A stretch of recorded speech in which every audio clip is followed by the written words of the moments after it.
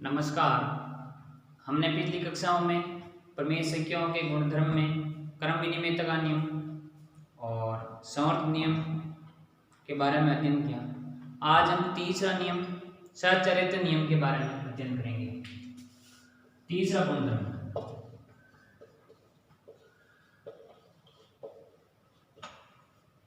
सचारित्र को कभी सहचरिता भी कहा जाता है।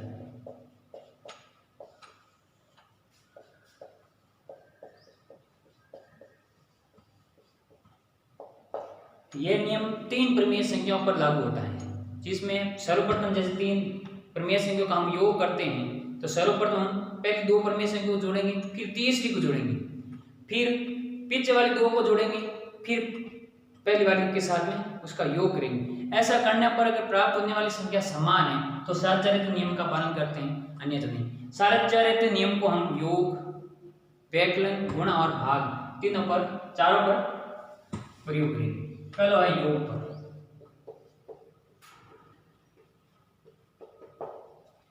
यह तीन प्रमेय संख्याओं पर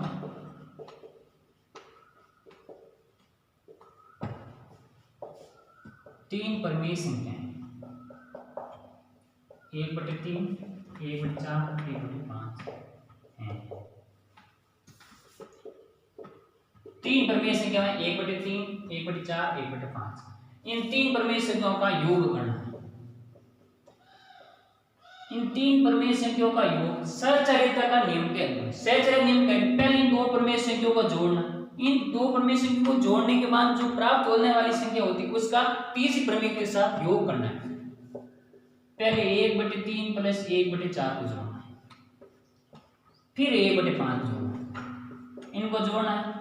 जोड़ने भिन्नों को प्रमेय समय को जोड़ने की विधि है लैसे पे विधि। 3 और 4 का लैसे कितना है 12। फिर 3 का 12 में भाग देना 4 बार, 4 को 1 से गुणा करना 4। फिर 4 का 12 में भाग 3 बार, 3 को 1 से गुणा करेंगे 3 प्लस 1/5।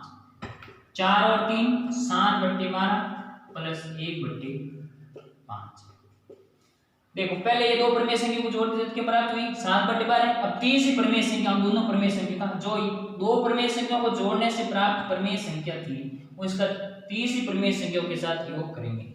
योग दो प्रमेय संख्या योग करने की शॉर्ट विधि क्या थी कि 12 को 5 से हरों का हर से गुणा हर में, फिर 3 से गुणे 7 का 5 से गुणा प्लस 12 का 1 से गुणा।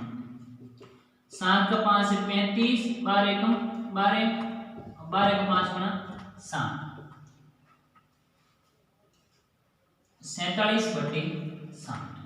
सचारित्र नियम पहले नियम में ये पहली दो प्रमेय संख्या को जोड़ने पर तीसरी प्रमेय जो प्राप्त होने वाले प्रमेय का तीसरी प्रमेय से योग करते हो 47/7 आता है। फिर ये नियम कहता है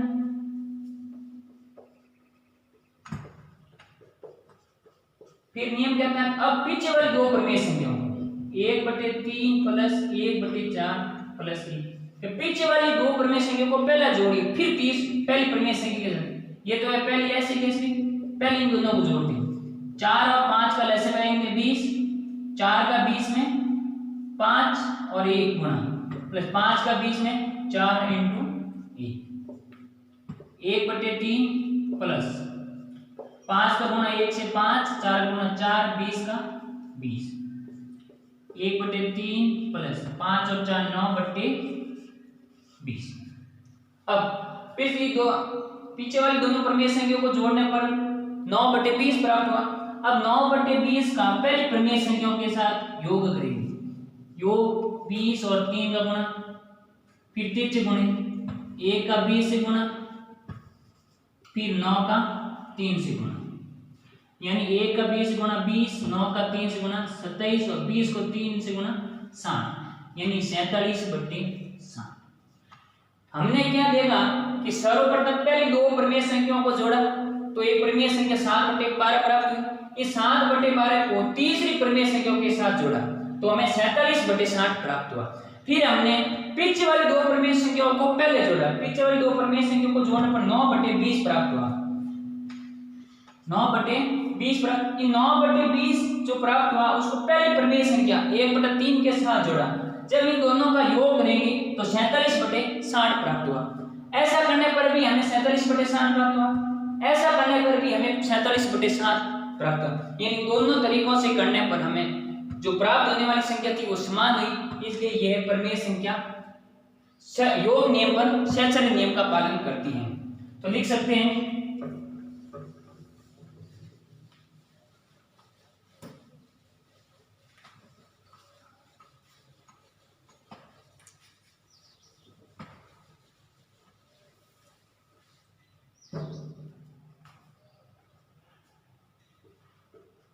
सहचर्यता प्रमेय संख्या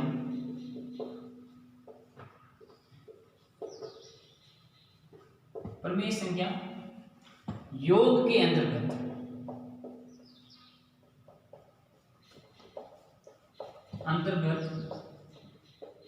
सहचर्यता नियम का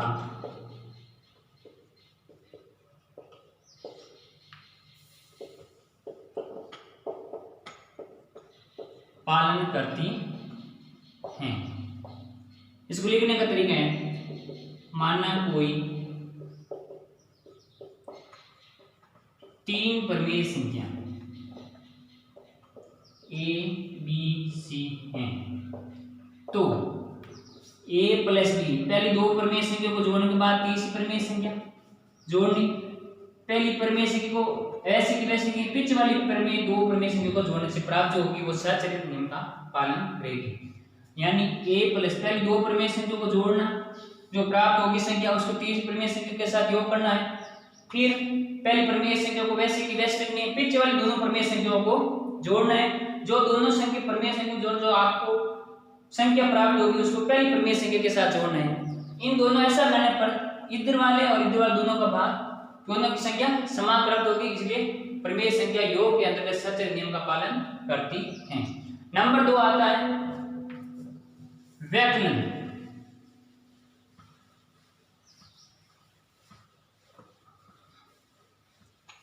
योग नियम पढ़ लिया हमने, योग नियम के लिए अब 2 नंबर आता है व्यवकलन नियम के लिए। व्यवकलन नियम कोई 3 प्रमेय संख्या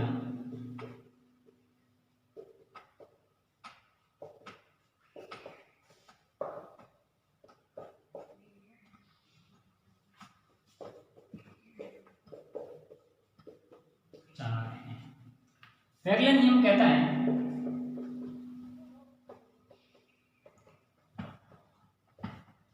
व्यवकलन नियम कहता है कि इसके अंदर माइनस लगी, पहले 2 प्रमेय संख्या को जोड़िए, कोष्ठक लगाना है। फिर ये कहता है कि पहली प्रमेय संख्या को वैसा का वैसा रखिए, 3/4 है माइनस 4/।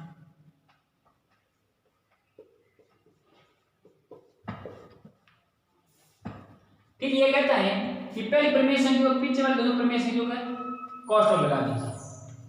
अब पहली बार 2 प्रमेय संख्याओं का व्यवकलन करते हैं, 4 को 2 और 4 का लसागु 4 में 2 का भाग 2 बार और 2 को 1 से गुणा करोगे तो 2, माइनस का माइनस 4 में 4 का भाग 1 बार, 3 का 3, माइनस के 5/4। एक संख्या प्लस की है, ये संख्या माइनस की है, दोनों घटा होगा, 3 में से 2 गए 1, सबसे बड़ी संख्या 3 है, 3 का आगे चिन्ह माइनस का है तो माइनस का चिन्ह 4, माइनस 5/4। अब इन दोनों को घटाना है, 4 और 4 दोनों का लसागु 4 में 4 का भाग 1 बार, 1 को 1 से गुणा करोगे 1, यहाँ माइनस है तो माइनस, यहाँ माइनस है तो माइनस, 4 का भाग 4 में 1 बार, 1 को 5 से गुणा करो 5, यहाँ 5 के आगे माइनस है, यहाँ भी क्या आएगा माइनस, इसका हल कीजिए माइनस माइनस 2 चिन्ह लगातार होते हैं तो दोनों चिन्ह गुणा में होते हैं, माइनस का गुणा माइनस से करोगे तो प्लस 5/4, माइनस 1 में से प्लस के 5 के पीछे बच्चे माइनस, प्लस के 4/4 और 4 में 4 का भाग जाता है तो 1।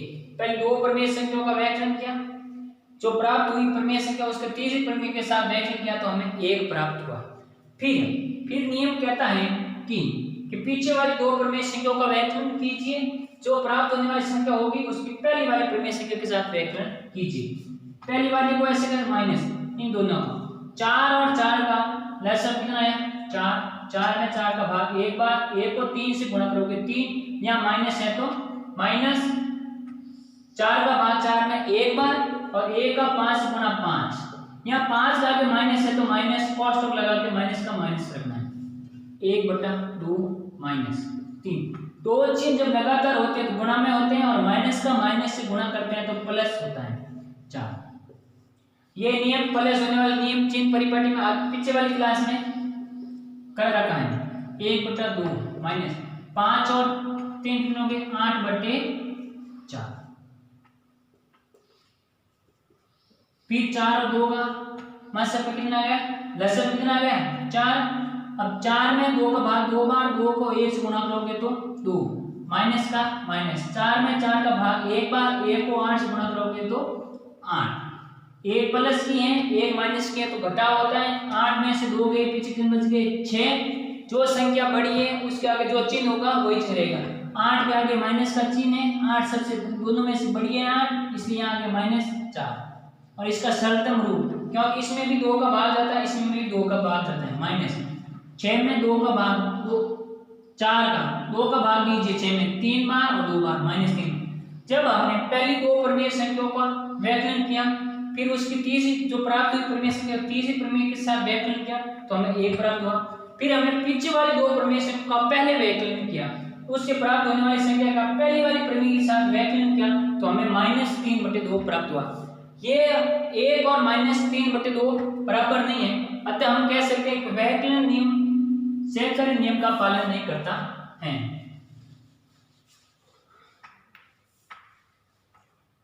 अर्थात 1/2 -3/4 माइनस के 5/4 बराबर नहीं है किसके 1/2 -3/4 माइनस के 5/4।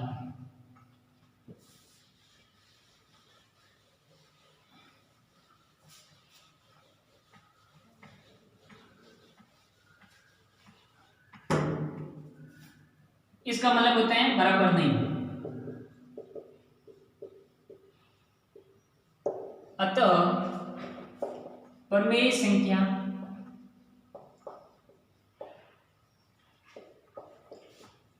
व्याकलन के अंतर्गत साचर्यता नियम का पालन नहीं करती है। नियम का पालन नहीं करती है लिखने का तरीका कैसे है कि माना कोई 3 प्रमेय संख्या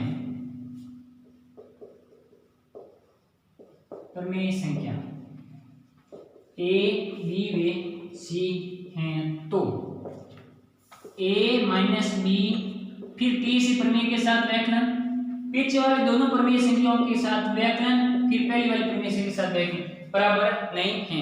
अतः हम कह सकते हैं कि प्रमेय संख्या व्याकरण नियम के अंतर्गत सहचर्य नियम का पालन नहीं करती। योग के लिए तो पालन करती है लेकिन व्याकरण के लिए पालन नहीं करती है। नंबर 3 आते हैं गुणा के लिए।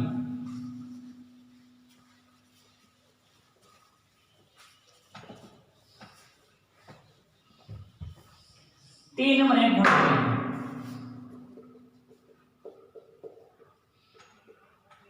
गुणन के लिए फिर वही 3 प्रमेय संख्या,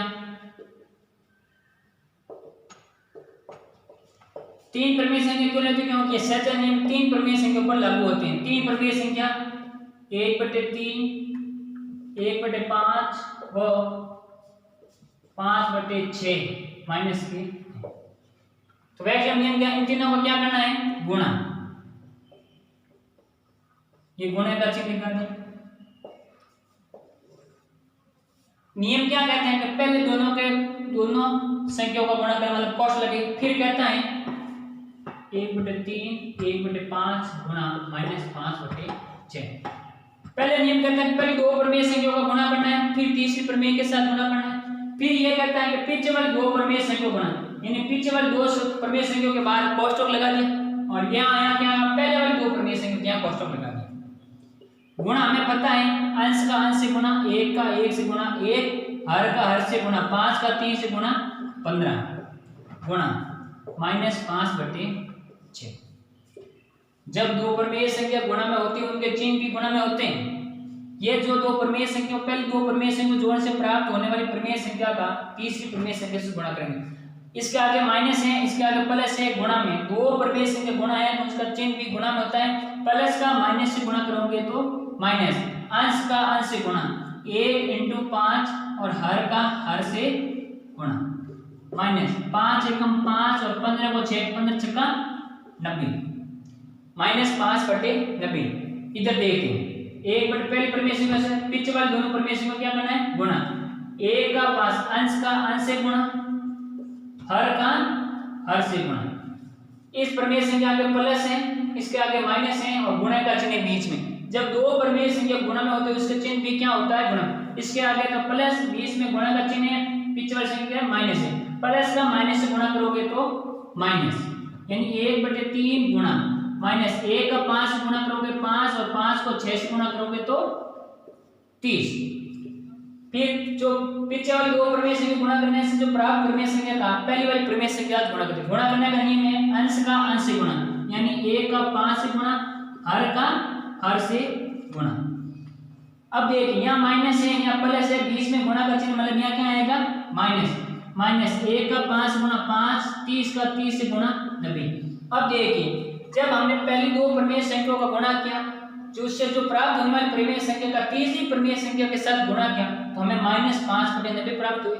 इसी प्रकार हमने पहली प्रमेय संख्या को वैसे पहले पिछली दो प्रमेय संख्याओं का गुणा किया, जब दोनों पिछली प्रमेय संख्या को गुणा किया तो हमें -5/30 प्राप्त होगा। इन -5/3 का पहली प्रमेय संख्या के साथ गुणा किया तो भी हमें -5/90 प्राप्त होगा।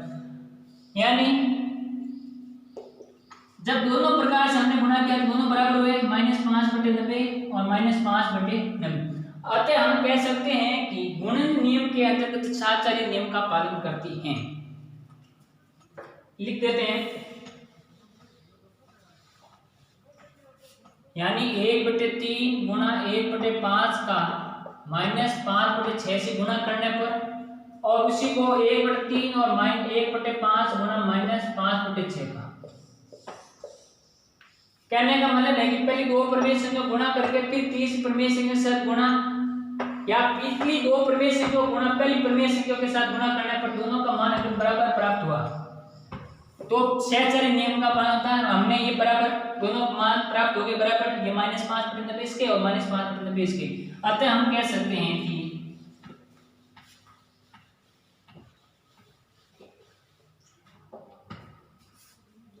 अतः प्रमेय संख्या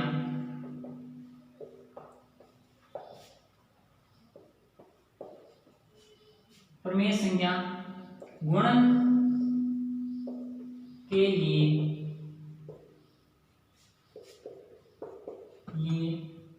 सहचर्यता नियम का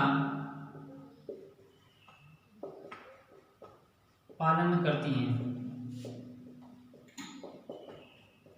सहचर्य नियम का पालन करते हैं अर्थात माना कोई तीन प्रमेय संख्या A, B, C है तो सहचर्य नियम क्या कहता है कि पहली दो प्रमेय संख्या को गुणा करना है, फिर तीसरी प्रमेय संख्या को गुणा करना है, फिर ये नियम कहता है पीछे वाली दो प्रमेय संख्या को गुणा करना है और फिर पहली वाली प्रमेय संख्या को गुणा। अगर दोनों बराबर हैं तो सहचर्य नियम का पालन करता है, अन्यथा नहीं। और गुणा में दोनों बराबर हैं पक्ष में, इसलिए सहचर्य नियम का पालन करता है। नंबर 4 आता है भाग के लिए। 4 नंबर की संख्या है भाग।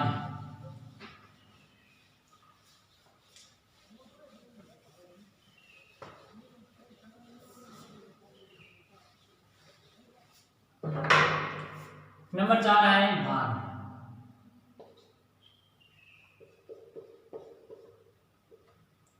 भाग के लिए देखते हैं कोई तीन परिमेय संख्या, फिर वही बात, एक जैसे तीन परिमेय संख्या लेनी है। अपनी इच्छा से आप कोई भी तीन परिमेय संख्या ले सकते हैं।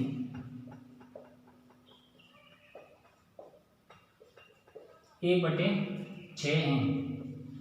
तो सहचर्य नियम क्या करना है, क्या कहता है कि भाग करना तीनों परिमेय संख्या को।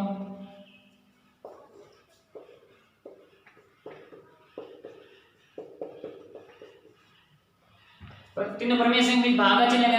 ये नियम कहता है कि पहली दो परिमेय संख्याओं को कोष्टक कीजिए, मतलब पहली दो परिमेय संख्याओं को भाग कीजिए, फिर तीसरे, फिर ये नियम पीछे वाली दो परिमेय संख्याओं का भाग कीजिए, फिर पहली वाली संख्या के साथ। देखिए भाग कैसे करते हैं, 1/3 भाग का मतलब होता है भाग्य चिन्ह को परिवर्तन करते हैं गुणा में, तो आगे वाली संख्या का व्युत्क्रम हो जाता है। भाग 1/3 गुणा नियम से अंश का अंश से गुणा, 1 का 5 से गुणा 5 और 3 का 1 से गुणा 3 भाग 1/6 5/3। फिर इनका भाग को गुणा में परिवर्तन करोगे तो आगे वाली संख्या क्या हो जाएगा, व्युत्क्रम। अंश का अंश से गुणा, 5 का गुणा 6 से 30 और 3 का 1 से गुणा 30, 30 में 3 का भाग देते क्या आता है 10। फिर ये देखते हैं पहली परिमेय संख्या को वैसा का वैसा रखना है, भाग का चिन्ह रखना है, पीछे वाले दोनों परिमेय संख्या करना है भाग। 1/5 का 5 भाग के चिन्ह को गुणा में परिवर्तन करो, आगे वाली संख्या क्या हो जाएगा व्युत्क्रम। 1/3 भाग अंश का अंश से गुणा, 1 का 6 से 6, 5 का 1 से गुणा 5 1/3। अब इन दोनों का भाग करेंगे, भाग के चिन्ह को गुणा में परिवर्तन, आगे वाले चिन्ह का क्या हो जाएगा व्युत्क्रम। फिर वही गुणन नियम के तहत एक अंश का अंश से गुणा, 5 का 1 से गुणा 5, हर का हर से 3 का 6 से गुणा 18। हमने ऐसा किया तो 10 प्राप्त हुआ, और फिर हमने ऐसे किया तो 5/18, यानी ऐसे सहचर्य नियम कहता है कि पहले दो परिमेय संख्याओं का भाग कीजिए, फिर तीसरी संख्या का भाग कीजिए, फिर आप अंतिम दो परिमेय संख्या का भाग पहले कीजिए, फिर पहली संख्या के साथ भाग कीजिए। अगर जो प्राप्त होने वाली परिमेय संख्या बराबर हैं तो सहचर्य नियम का पालन करती है, अन्यथा नहीं। लेकिन यहाँ तो ये 10 है, ये 5 दोनों बराबर नहीं है, यानी 10 नॉट इक्वल टू 5/18, यानी भाग परिमेय संख्या भाग के लिए सहचर्य नियम का पालन नहीं करती हैं। लिख देते हैं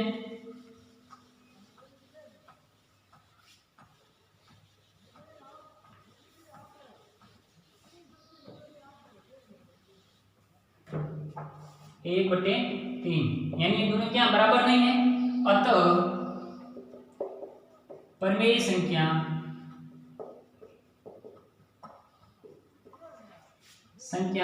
भाग के लिए सहचर्य नियम का पालन नहीं करती है, नियम का पालन नहीं करती है।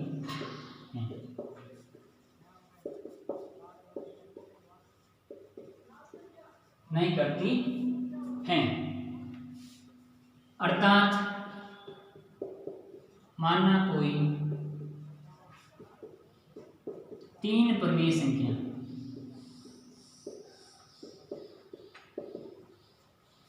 ए बी व सी हैं तो क्या पहले दो परिमेय संख्याओं का भाग पहले करेंगे, फिर तीसरी परिमेय संख्या का भाग करेंगे, फिर पीछे वाली दो परिमेय संख्याओं का भाग पहले करेंगे और पहली परिमेय संख्या का उसके बाद करेंगे। इन दोनों का भाग बराबर नहीं होता है, अतः पालन नहीं करता है। हमने ये सहचर्य नियम पढ़ोगे, हमने समर्थ नियम भी पढ़ लिया है, क्रम विनिमय का नियम पढ़ लिया, असाचर्य नियम भी पढ़ लिया। इनको हम एक साथ देखते हैं सारणी बनाकर।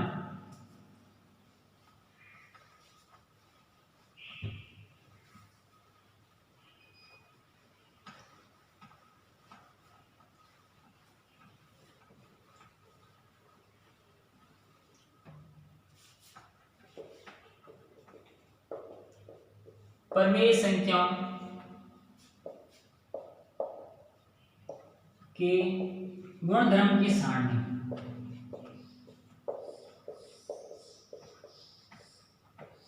गुणधर्म की सारणी यहां तो हो जाएंगे गुणधर्म,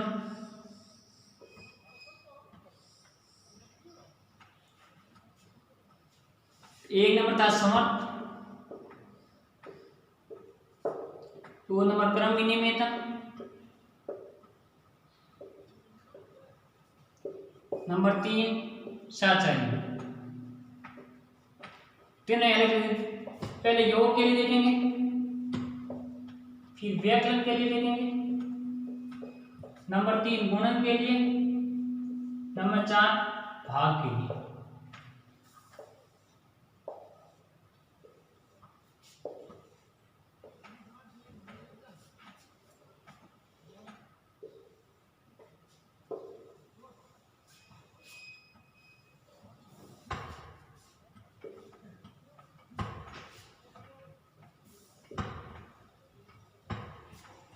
हमने सर्वप्रथम समर्थ नियम पढ़े। समर्थ नियम योग के लिए पालन करता है, इसलिए लिख दिया हाँ। व्याकरण के लिए पालन करता है, हाँ। गुणन के लिए पालन करता है, हाँ। आप यदि क्लास में देखिए समर्थ नियम के लिए पालन करता है नहीं करता है, भाग के लिए नहीं। इस प्रकार फिर हमने कर्म विनिमयता। कर्म विनिमयता भी योग और गुणन के लिए तो पालन करती थी और भाग और व्याकरण के लिए पालन नहीं करती, इसलिए योग के लिए लिखेंगे हाँ, गुणन के लिए लिखेंगे हाँ, और व्याकरण के लिए नहीं, पालन नहीं करती हैं, और भाग के लिए पालन नहीं करती हैं। इसी प्रकार सहचर्य नियम हमने अभी भी पढ़ा है सहचर्य नियम के बारे में कि सहचर्य नियम योग और गुणन के लिए तो परमेश्वर के योग और गुणन के लिए सहचर्य नियम का पालन करती हैं, लेकिन व्याकरण और भाग के लिए पालन नहीं करती। योग और गुणन के लिए पालन करती हैं, इसलिए कि हाँ, और पालन नहीं करती किसके लिए? व्याकरण और भाग के लिए, इस दोनों के लिए नियम। अतः हमने परमेय संख्याओं के गुणधर्म के बारे में पूर्ण जानकारी प्राप्त की। आगे हम परमेय संख्याओं के योज्य तत्सम, गुणात्मक तत्सम, योज्य पदलों, गुणात्मक पदलों के बारे में अध्ययन